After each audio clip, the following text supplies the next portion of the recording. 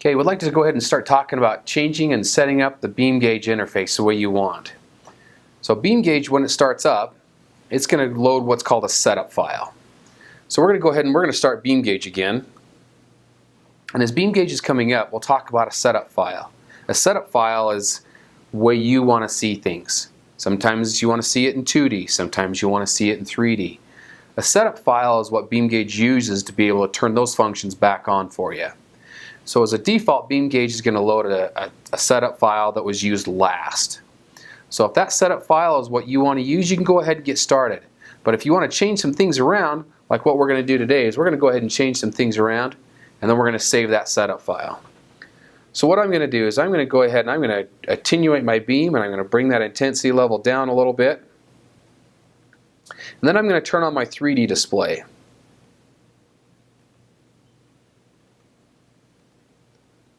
So there's my 3D display that I want to be able to see it in. And I'm going to go ahead and I'm going to ultracal real quick.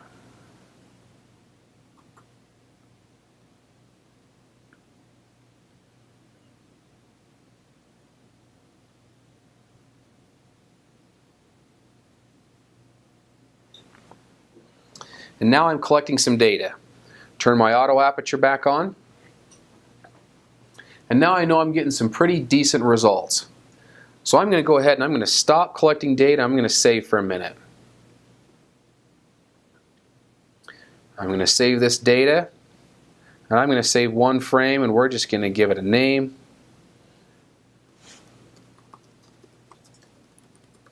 BeamGauge training. Now this data I took using the D4 Sigma beam width method. Let's say I wanted to change that, and instead of using D4 Sigma, I want to use a different beam width method, maybe 9010 knife edge.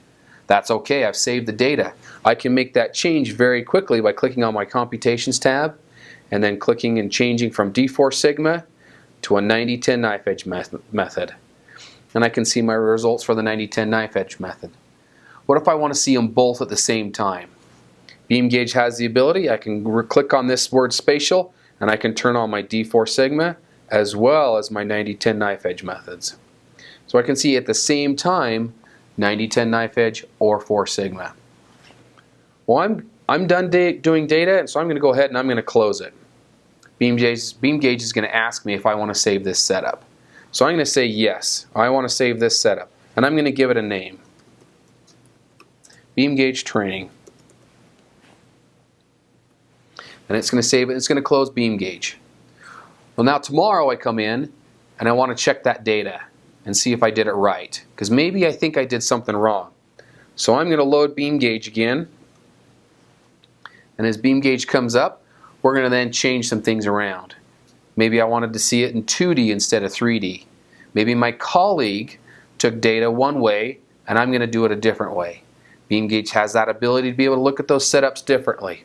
So I'm going to click, and we're going to do File, and we're going to do Load Data, and we're going to go find my BeamGauge training file. BeamGauge training, it's right there listed. So I'm going to go ahead and I'm going to click Open. And I'm going to load all the frames in that file, and I'm going to restore the original file settings.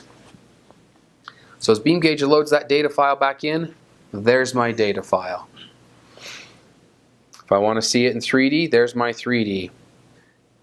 And maybe I want to have a chart turned on. I'm charting my beam diameter. So I'm going to chart my beam diameter. So there's my charts. And I can go ahead and I can start collecting data again. But if my colleague wants to see it differently, he can turn those functions on. I can turn my functions on. We can save them as different setups files. And he can have his set, I can have my set. And all I have to do is click on File, Load Setup, and I'm going to go find my BeamGauge training setup file that I just did. BeamGauge training. And when I hit open, it's going to turn my charts back off, because that's the way I was running when I created that file. If I want to put those charts back in, I can save it right back over the top, or I can save it as a new one. I can have as many setup files as I'd like to have, or as my colleague wants to have.